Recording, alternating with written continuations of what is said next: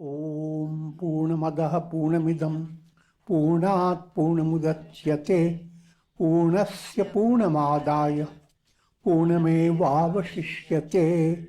Om Shanti Shanti Shanti. Om Brahmanandam Param Sukhadam Kevalam Jnana Murtim Dvandvatitam Gagan Sadrisham Tattvamasyadi Lakshyam Ekam Nityam Vimadamachalam Sarvadhi Sakshi Bhutam Bhavatitam Trigunarahitam Sadgurum Tam Namami. Om. Adoration to Sadguru, who is Brahman, the giver of supreme bliss, embodiment of pure consciousness, one without a second, vast as the ether, infinite, eternal, beyond the three gunas and their modifications, the supreme preceptor. Yoga Vasistha Upashama Prakarana, section 59 continues with the story of King Suraghu, who attained enlightenment. First, he is the great king of a hill tribe in the Himalayas, practiced a lot of virtuous karmas, and came to a stage of developing vairagya. He began to reflect upon, is this life just to go on ruling the country?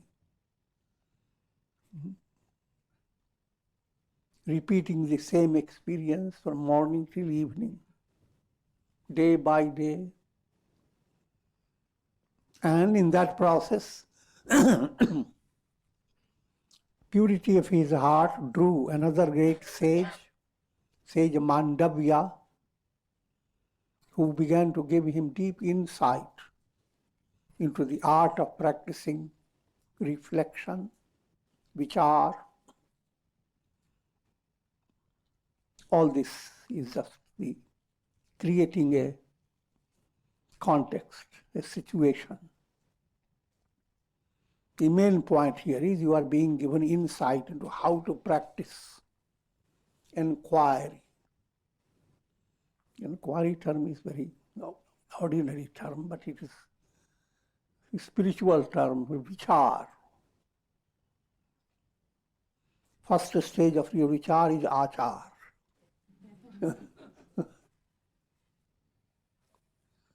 How you conduct yourself in daily life.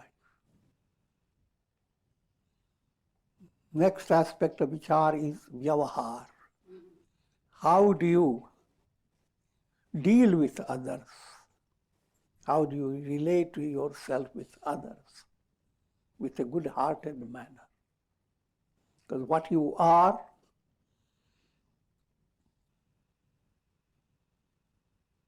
is not revealed to you by your own self. But when you are dealing with others, you would see the reactions. Then it stirs you up to understand what they say about you is real.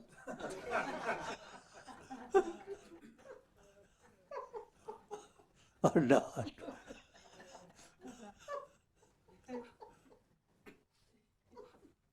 They say you are bad. Really, I'm bad? I'm joking.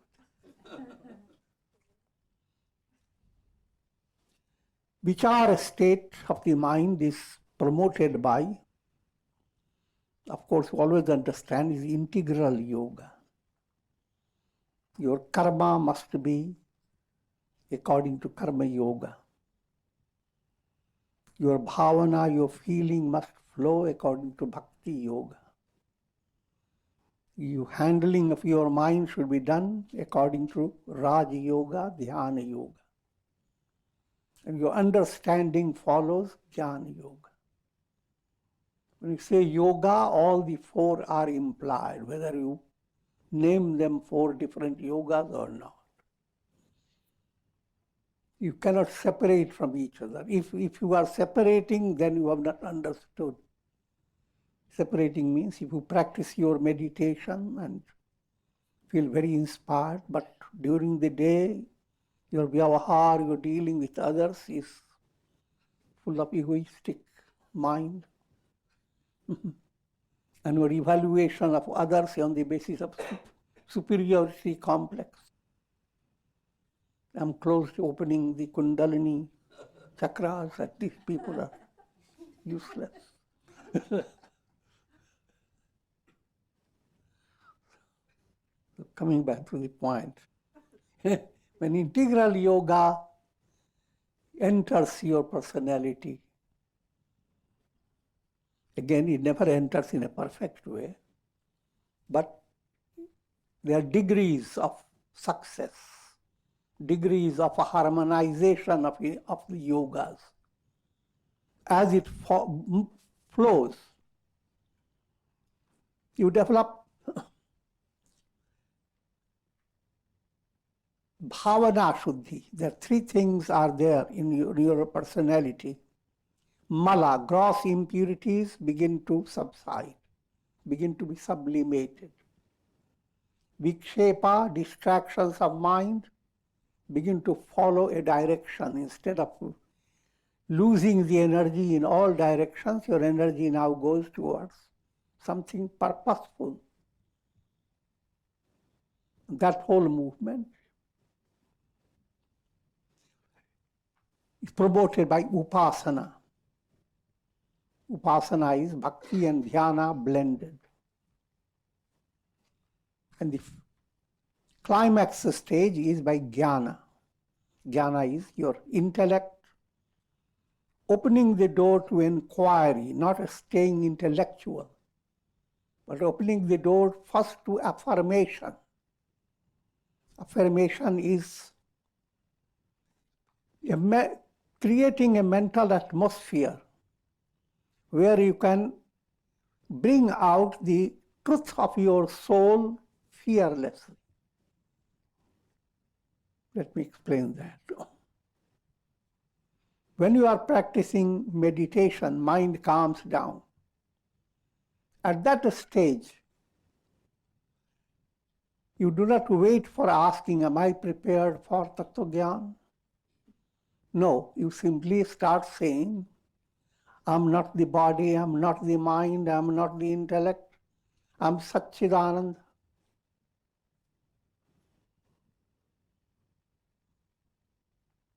I'm eternal, absolutely pure. Shivoham, I'm Shiva.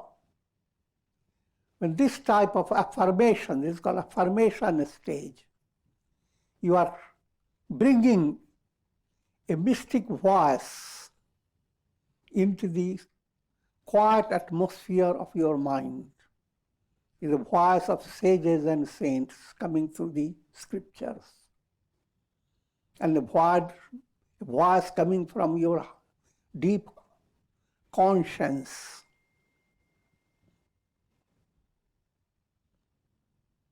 And when the Nishchaya stage, affirmation stage begins to mature, vichar begins to develop in your mind, vichar now, you begin to really understand, allowing your intellect to become so subtle, sensitive. Subtle, sensitive intellect is not by intellectual exercise, but when your intellect arises, operates in a purified mental set, that intellect has more insight and in inspiration. Further, it comes to intuitional level and becomes intuitive. That whole exercise, allowing that process, simple way of saying, is a process of understanding, profound understanding, permitted by your heart. Sometimes you do understand, but permitted by your ego. You understand certain things and look at the ego. Do you like it? Ego says no.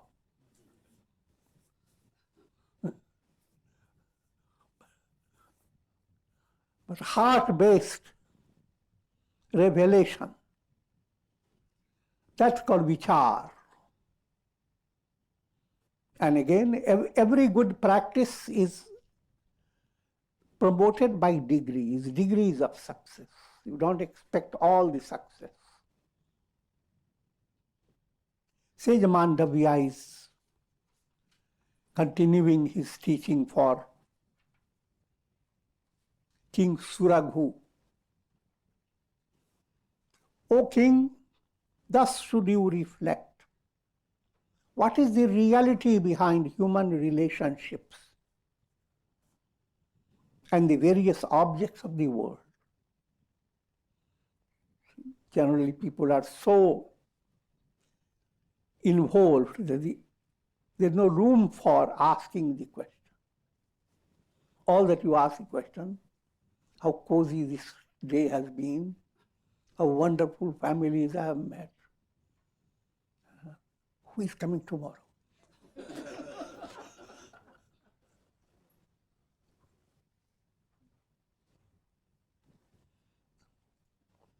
And when grandsons arise, and great-great-grandsons arise, how wonderful. I'm joking, but the idea is your mind is not opening to. Who am I? What are you going to really gain out of all this? All this that your mind may say you have gained a lot, but your life, look into your life, is it qualitative? Your life is qualitative if it gets a little fragrance of integral yoga. Your life becomes joyous if it relates to the source of life, life of all lives, God within you, Brahman within you.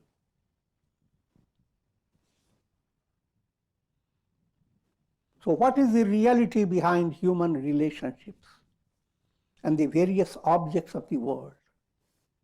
Who am I? What is the nature of this world? Who is subject to birth and death? Everything requires a question. Things are not exactly as you perceive them.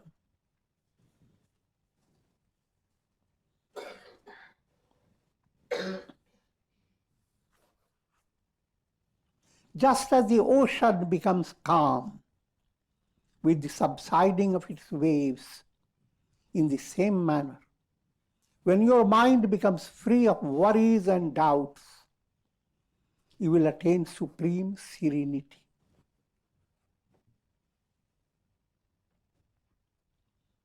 And what you are aiming at is to open the gateway to serenity, Shama. Remember the 4 gateways to liberation.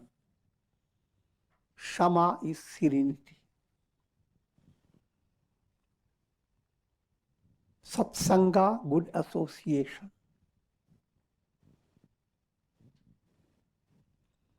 Santosh, profound contentment. Contentment doesn't mean you are satisfied with whatever you have, but contentment here implies that your progress is in your hands. So don't look at others. Don't be dissatisfied that I don't have the resources others have. You have all the resources. You are soul with the potentiality of Aham Brahmasmi. You are the architect of your destiny. There's a whole karmic law. Your karmas are yours. Nobody else has pushed into your pocket.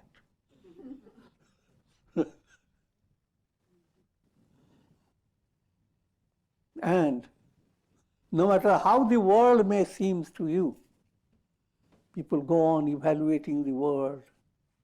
Oh, it's Kali Yuga, it's this, that. your progress and your attainment of the highest goal, you have the key. And turn your attention to that source within yourself. And in that Shama, Santosh, Satsang, Vichar. These are the four gatekeepers. Satsang, type of association that allows your mind to be touched by the teachings and wisdom of sages. You will become the emperor of the kingdom of the self. People always like to be emperor. The word is very pleasing. But if you understand who you are the absolute emperor.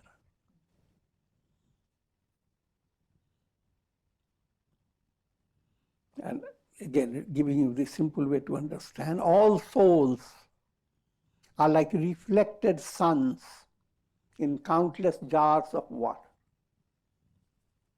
No two reflected suns are alike. Each one has a different setup. But the reality behind every reflected sun is the sun. Not all the things that happen day by day, they are not reality for the reflected sun. Its reality is absolute sun. Same applies to every individual being. Your reality is Brahman, the absolute. And that Brahman has to be understood in your mind. That requires its own time and your progress.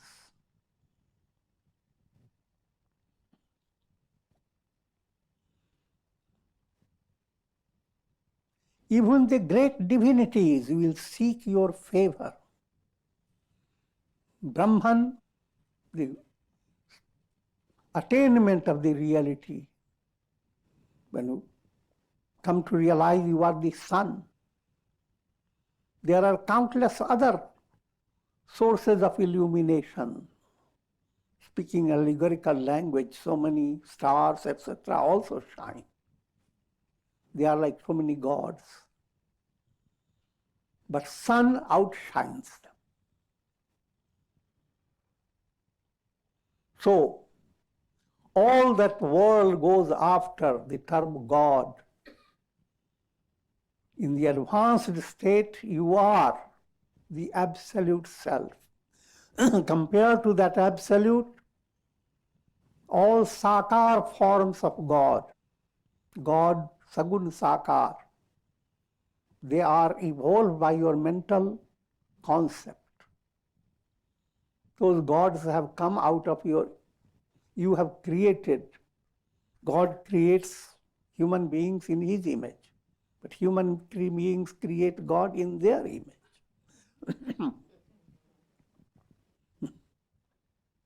So no matter how great gods you have created or you are worshipping, Brahman is far behind, far beyond all gods.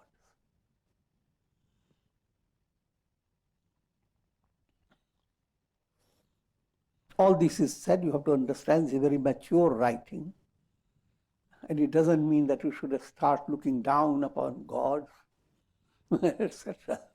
It simply means that all your worship is a channel leading you to the God.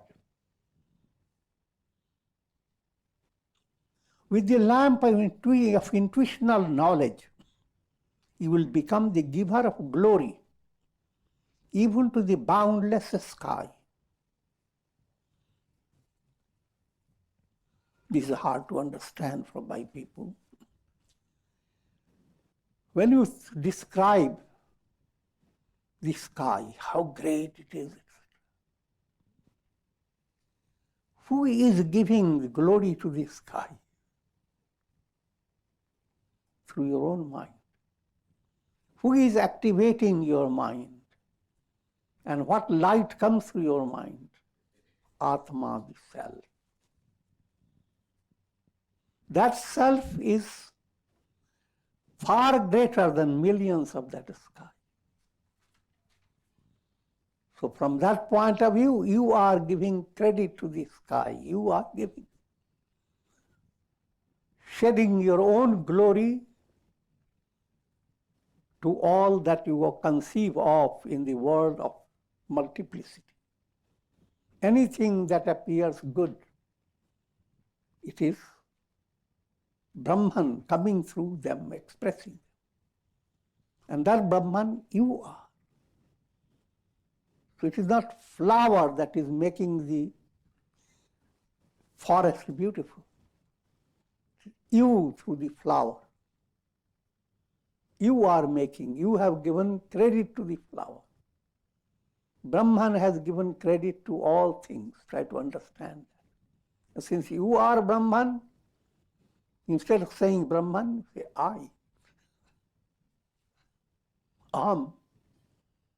Ahame Vedam Sarvam. Without that Aham, how can you recognize Himalayas are so high? The ocean is so profound. The breeze is so vital, life-infusing. All the best things of this world you see, they are expressions of Brahman. And your aham, your I am, is not your ego, that's Brahman. So when you put yourself in Brahman level, the world is not rendering you inferior. Normally that's what it does. You find yourself very little. Earth planet is very big. And even that Earth planet becomes very little in the vastness of space. Yourself and this vast universe, how little you are. How vast is the universe. But you are Brahman, table turns. How great you are. How this entire universe is so little. Everything about the universe it has borrowed the glory from Brahman.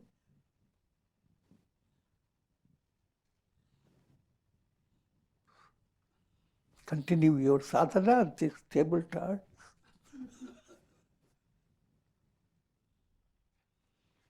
Then just as an elephant cannot be drowned in a pit full of water created by a cow's hoof, so too we will no longer be drowned in the mundane thoughts of the mind. Previously I have explained these points. Garal Sudhari Pukarai Mitai. All the poison becomes nectar. All unfriendly situations become friendly.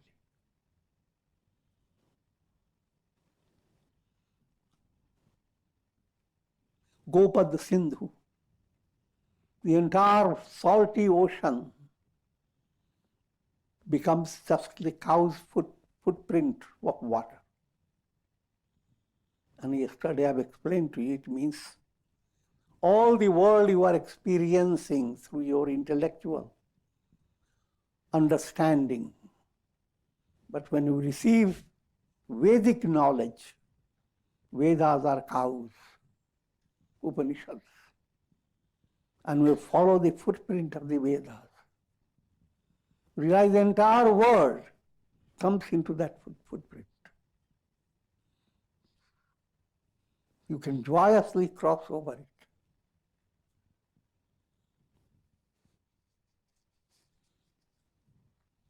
But for those who are afflicted with the vices of passion, greed, miserliness, and vanity, they are easily drowned in the world process, even as mosquitoes are drowned in a pit full of water made by a cow's hoof.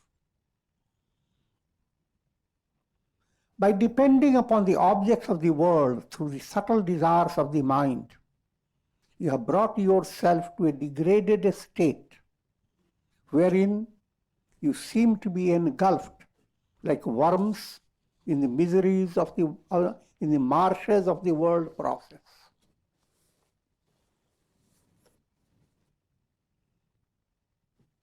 Your intellect should not be attached to any object, anywhere and at any time. This is the goal before you. First point to understand that it is when you go to sleep, you move away from all this without any effort. The entire world, past, present, and future. The deeper reality in you is always detached.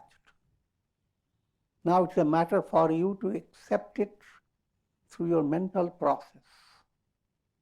Allow your mind to be in harmony with the divine truth.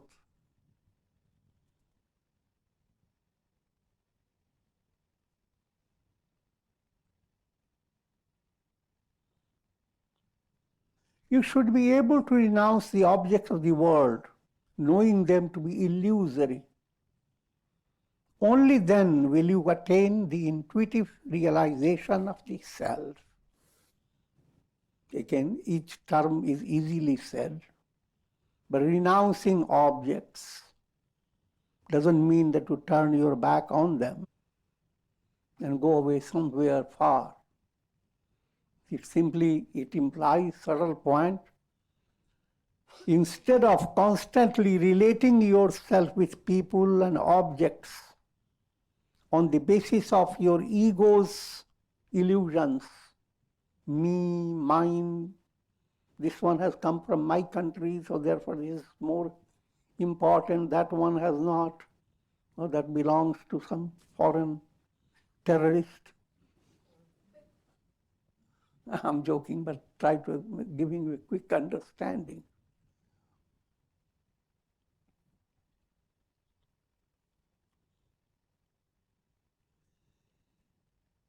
As you evolve, your spiritual sensitivity allows you to look at things in a detached way. That allows you to have more understanding. If you are detached from your dear son, you will understand your dear son more endearingly.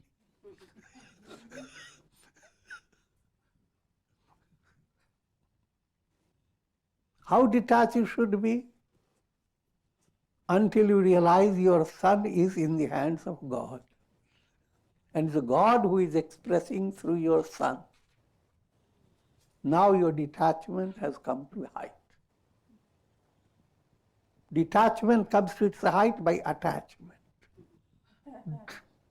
On one side you are detaching, you are getting attached to God. Detach and attach. Since even ordinary people continue to exert self-effort until the object of their desire is gained, it goes without saying that sustained effort is needed for the attainment of self-realization. Sustained effort, abhyasa. Satu dirghaka nairantarya satkar sevito dridha bhumi. Dirghaka. When you adopt a righteous process in your life, never limit it that I'm adopting sadhana, I will do it for 6 months or maybe only 1 month. And if samadhi doesn't come, goodbye. That attitude, as long as you have that attitude, is an immature attitude. How patient you are with your life. Day by day you have eaten very similar foods. but we are never bored.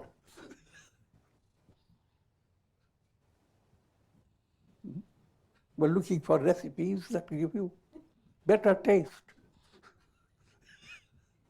So if you are not bored, why do you allow the highest type of nourishment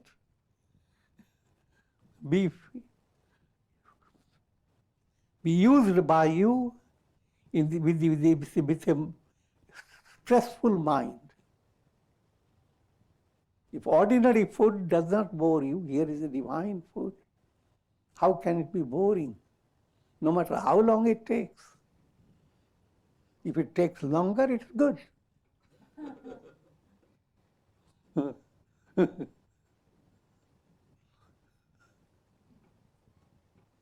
So that should be the spirit of practice of yoga. Yoga sadhana. Life itself should become a stream of divine adoration.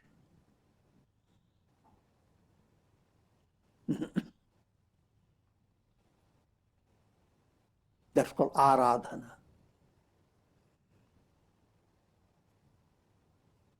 When the mind is no longer dependent on any object, when all the desires of the heart have been dispersed like darkness before the rising sun, then one attains the supreme abode of Brahman. When there is param tripti, when all desires become fulfilled. By realizing Brahman, all that is to be attained is attained. By knowing Brahman, all that is to be known is known.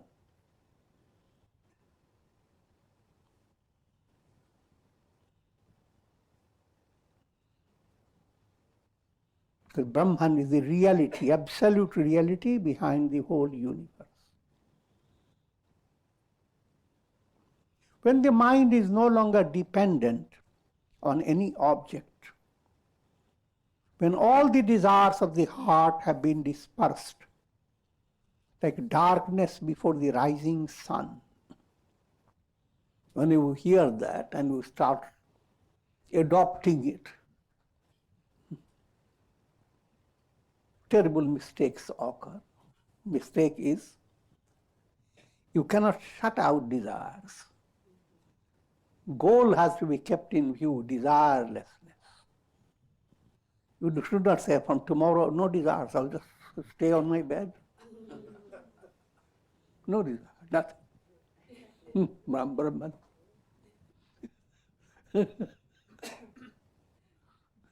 Absolute detached, no desire, no karma.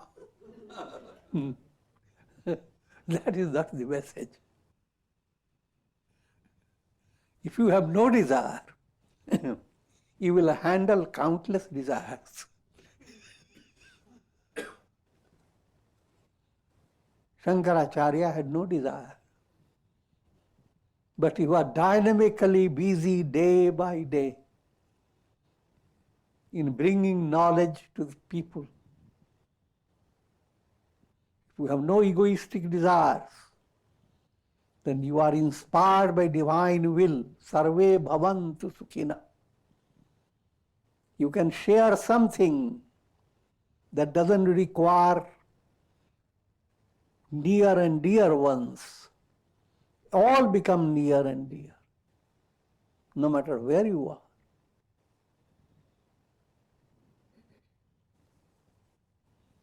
So, therefore, understand what we mean by desire and desirelessness from practical point of view.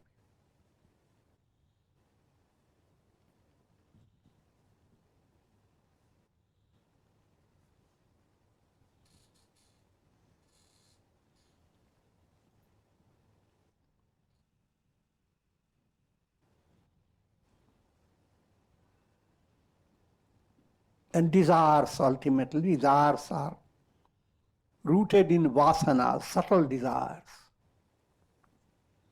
And subtle desires are backed up by ignorance. So when you become profoundly contented, santosh is practiced in a profound way.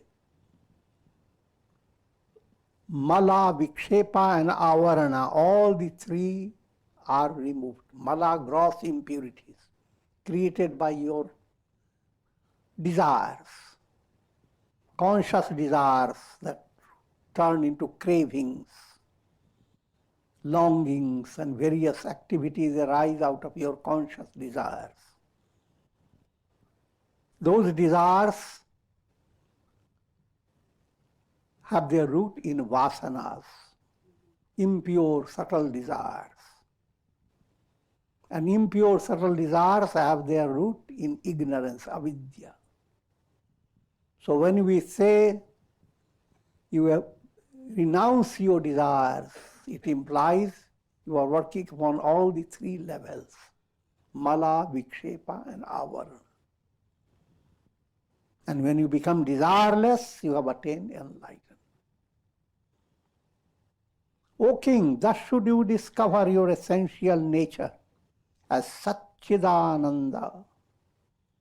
This is the essential nature that your mind should work upon. First you are Sat. Sat means absolute existence. The question of your termination doesn't arise. All things can be terminated in names and forms. All things that you experience through your mind and senses, based on thought waves of your mind. All those experiences are like a cinema show. Your mind is related, creating a show. Thought after thought. Pictures come on the screen, frame after frame. So vritti-based experience, all that is there, that's illusory. I am not in that realm of vrittis. I am Sat, absolute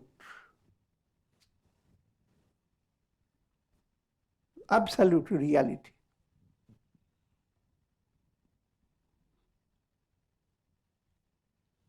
And this Sat, the term itself is so profound in Vedic scripture. Therefore you come to Satsanga. Therefore you adopt Sadachar, righteous conduct. Satyameva jayate. That Sat is the reality. Asato ma sadgamaya.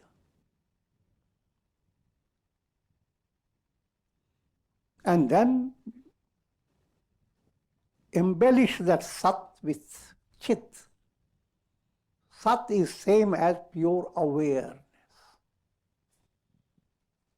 Awareness is such a profound term. And mind needs to be trained in a spiritual way to understand the glory of awareness. Firstly, anything you are experiencing, you are aware of that experience. But are you aware of awareness? Your awareness is like a lake. All you are experiencing are like reflections. Reflections come in your lake. The vulture is flying and the lake looks bad because of the vulture.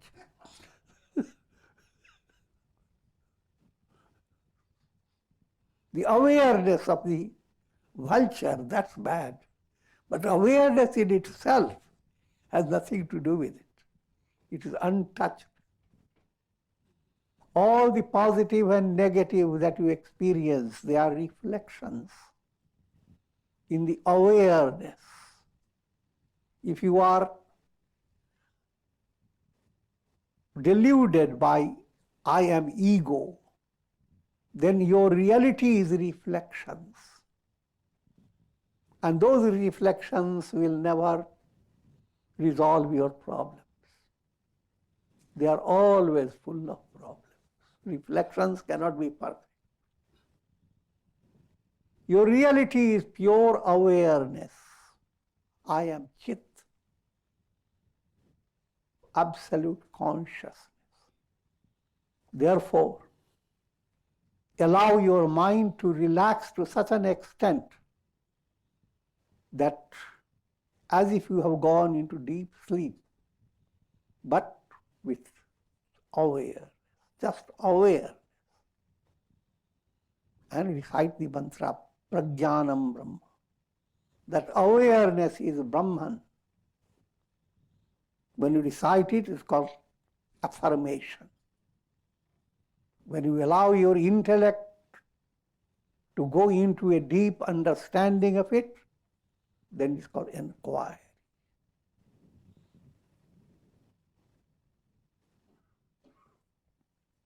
And come to the third level. Pure awareness is same as ananda, bliss.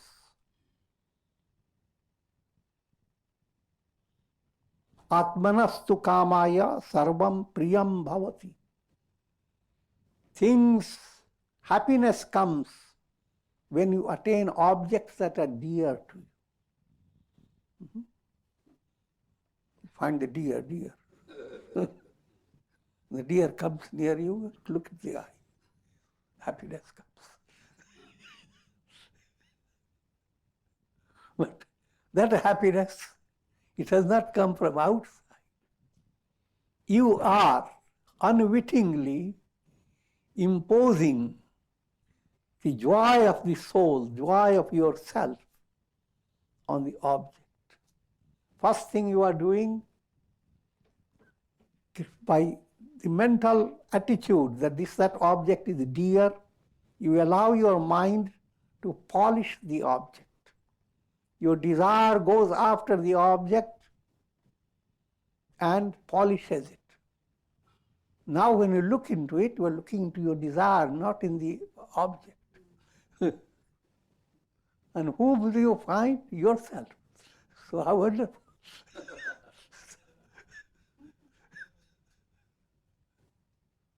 So in every experience of happiness, you are the one, you as the self, that is the source. If that point is brought into your heart, then your spirituality goes into a very advanced level. Any situation, first, learn to be joyous. Learn to create joyousness in others. Second, in that joyousness, in all the smiling faces of the people, see the divine presence. You are having darshan of God. So don't look for temples to give you darshan. I'm joking.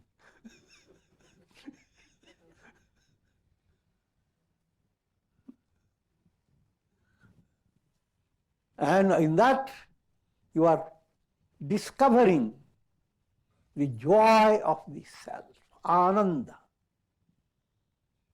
You are the ocean of that ananda that trickles down in every individual in the form of all their moments of happiness, joyousness, cheerfulness, etc.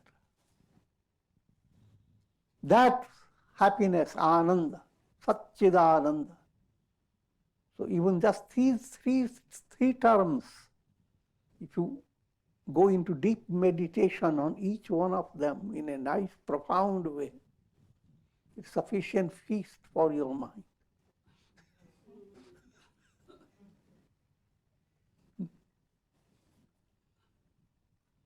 That's great antidote of all worldly mess that get into your mind.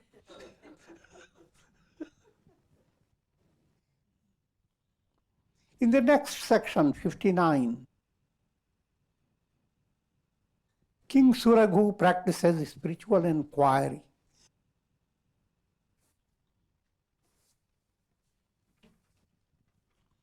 Sage Vasishtha continued, O Rama, having thus instructed the king, Sage Mandavya returned to his abode. The Guru went to his ashram. Then taking recourse to a solitary place, the king commenced his spiritual inquiry. I've already explained to you the difference between affirmation and inquiry, the two steps. In affirmation, your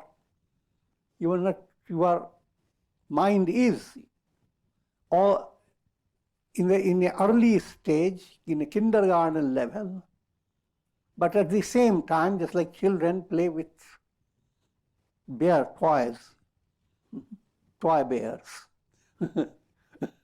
They hold the toy and say, oh, this is a bear. This is affirmation.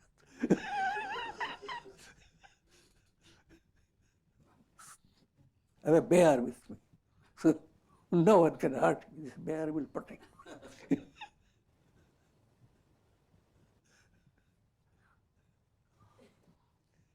The example is childish, but its practice is not really childish. It is profoundly mature. And that practice, no matter how your mind is, no matter where you are in your stage of evolution, simply allow your mind to relax and allow that I am Shiva. Shuddhosi, Buddhosi, I am pure. I am enlightened. I am growing in the image of Buddha. Buddha is within me. Krishna is in my heart. Rama is in my head. Durga Devi is at the Manipur chakra. Lakshmi Devi is at the heart center. Saraswati Devi is in Agnya chakra. Sarvadeva Maya. All gods are with me. When you do that, it's affirmation.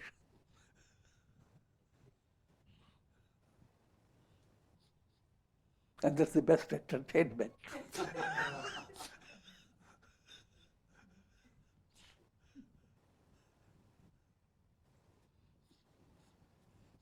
Instead of sitting back, oh, that demoniac person lives there in Holland.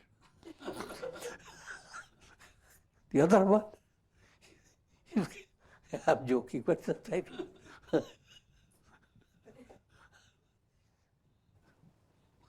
Let's open the news, what's happening here, there. What's the news? And so forth. That type of affirmation, that also is affirmation, but in a minus way, negative way. Even this body does not belong to me,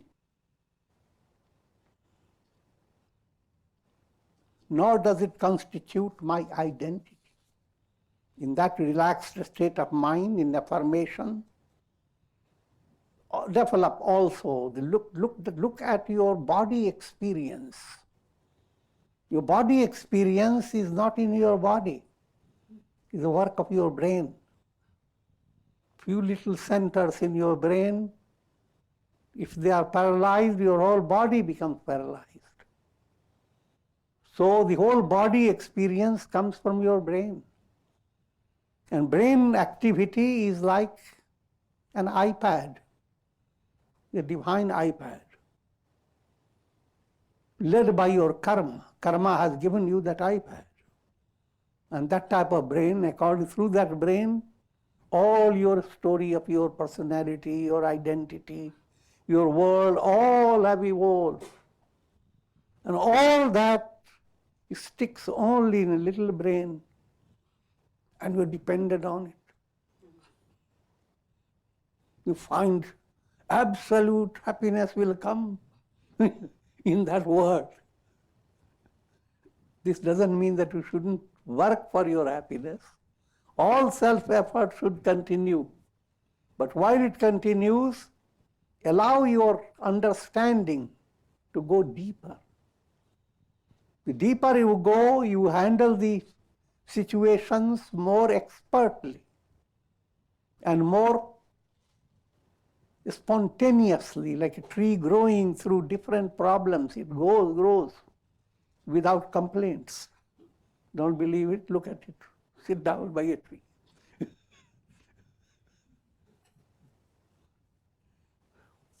So inward revelation of who am I and your active reality in day-to-day life, facing challenges, growing through the world of so many things that are unknown in the hands of God. Both become simultaneous, double consciousness. That's called Jivan Mukti, liberation. Liberation doesn't mean that you become completely void of all activity. Liberation has double aspect.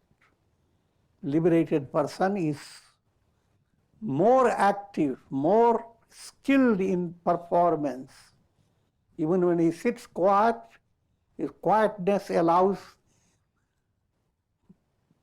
great teachers to write big books on their quietness.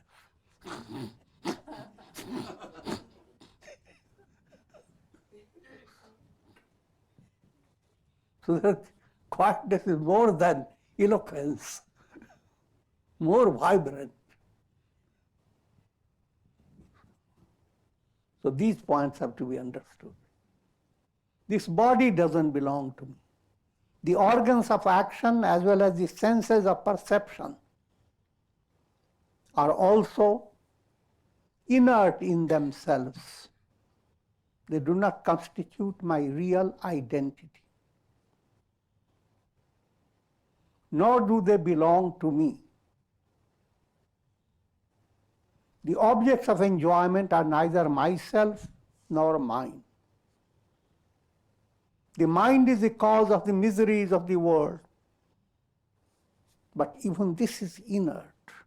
Inert meanings, this is the subtle term matter, padarth. Remember, Brahman alone is real. Prakriti has three aspects, sattva, rajas, tamas. Sattva, predominating Prakriti, is called Maya. Brahman, through Maya, plays the role of gods. Brahma, Vishnu, Shiva. Brahman, through Rajas predominating Prakriti, called Avidya, plays the role of countless souls evolving through the world. Tamas plays the most important one. Tamasi Prakriti, Brahman through Tamasi Prakriti has become all the subtle elements, Panchabhutas. Panchabhutas are subtle seeds behind Padartha. Padartha is not ordinary matter. Even mind, intellect, ego, they are all come under Padartha. All have come evolved out of 5 subtle elements. And that you need to study in Vedanta, this Vedantic mathematics.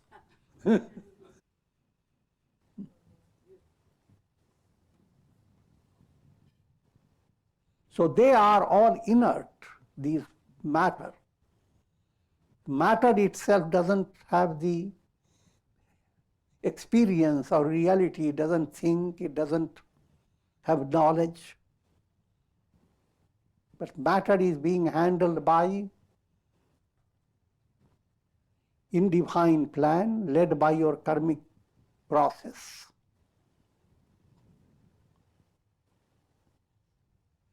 Your matter is being handled by your soul. All this inert matter cannot bring about any perception without the light of consciousness. Without awareness, you cannot be aware of anything. And that awareness is Brahman. It's a shocking understanding. You look for God, and God is your awareness. Where is awareness?